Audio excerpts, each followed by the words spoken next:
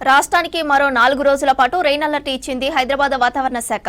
పలు జిల్లాల్లో మోస్తారు నుంచి భారీ వర్షాలు కురిసే ఛాన్స్ ఉన్నట్లు తెలిపింది.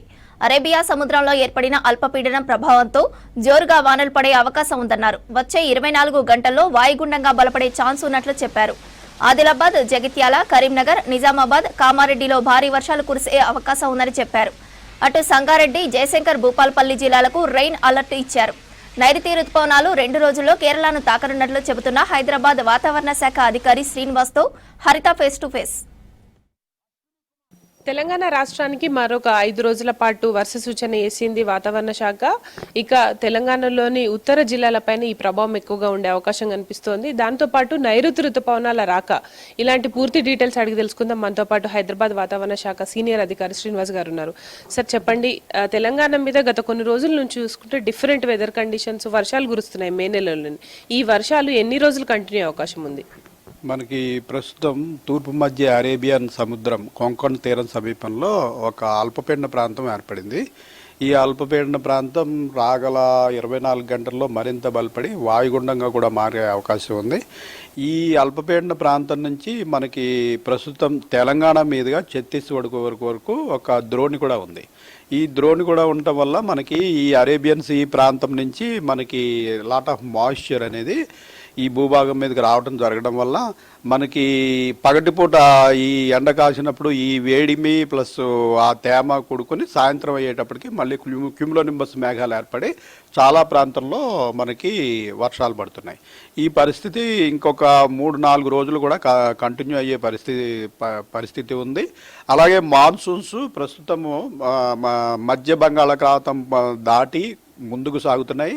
పరిస్థితులు అనుకూలంగా ఉండటం వల్ల రాగల 2 రోజుల్లో బహుశా కేరళ తీరాల్లోకి ప్రవేశించే అవకాశం కూడా కనపడుతుంది. ఓకే సార్, తెలంగాణ రాష్ట్రానికి భారీ వర్ష సూచన వేశారు.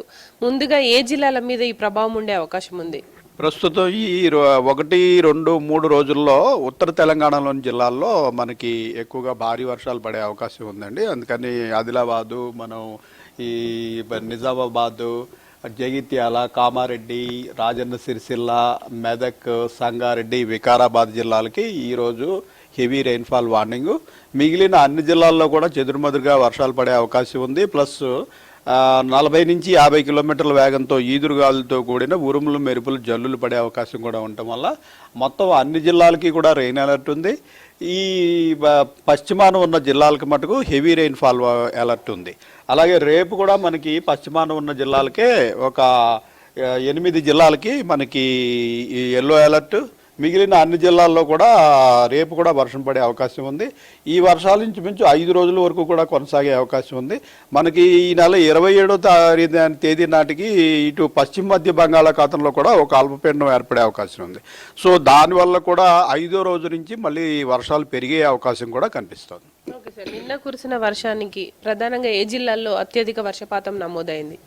నిన్న ముఖ్యంగా మనకి ఆదిలాబాద్, కొమరంభీము ఇలా ఉత్తర తెలంగాణలో జిల్లాలే ఆదిలాబాద్లో, కొమరంభీము, కామారెడ్డి, మెదక్ ఈ జిల్లాలకే నిన్న వార్నింగ్ జారీ చేయడం జరిగింది.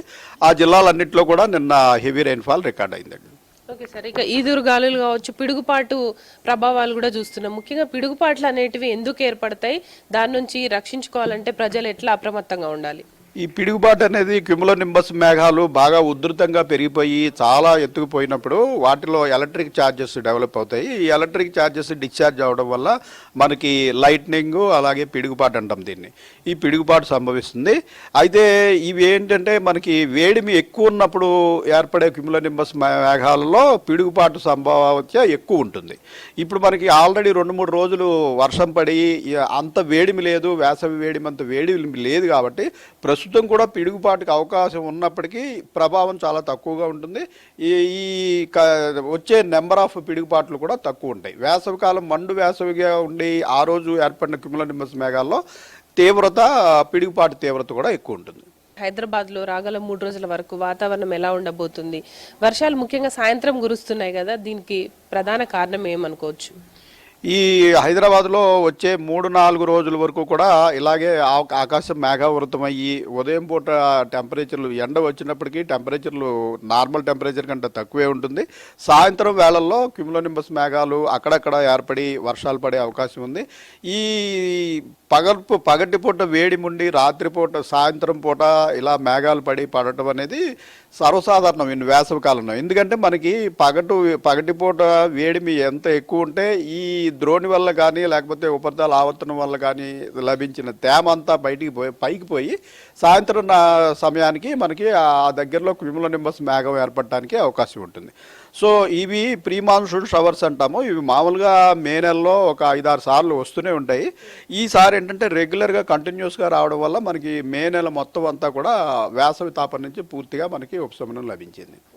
ఎస్, చూడొచ్చు. మొత్తంగా అయితే మరొక 4 రోజుల పాటు తెలంగాణ వ్యాప్తంగా వర్షాలు కంటిన్యూ అవుతాయి. ముఖ్యంగా ఉత్తర జిల్లాలో భారీ వర్షాలు కురిసే అవకాశం ఉన్నట్లు, దాంతోపాటు ఎల్లో అలర్ట్ కూడా జారీ చేసినట్టు అధికారులు చెప్తున్నారు. ఇక నైరుతి రుతుపవనాలకు సంబంధించి మరో 2 రోజుల్లో కేరళ తీరాన్ని తాకే అవకాశం ఉన్నట్టు, చురుగ్గా నైరుతి రుతుపవనాలు కూడా కదులుతున్నట్టు అధికారులు చెప్తున్నారు.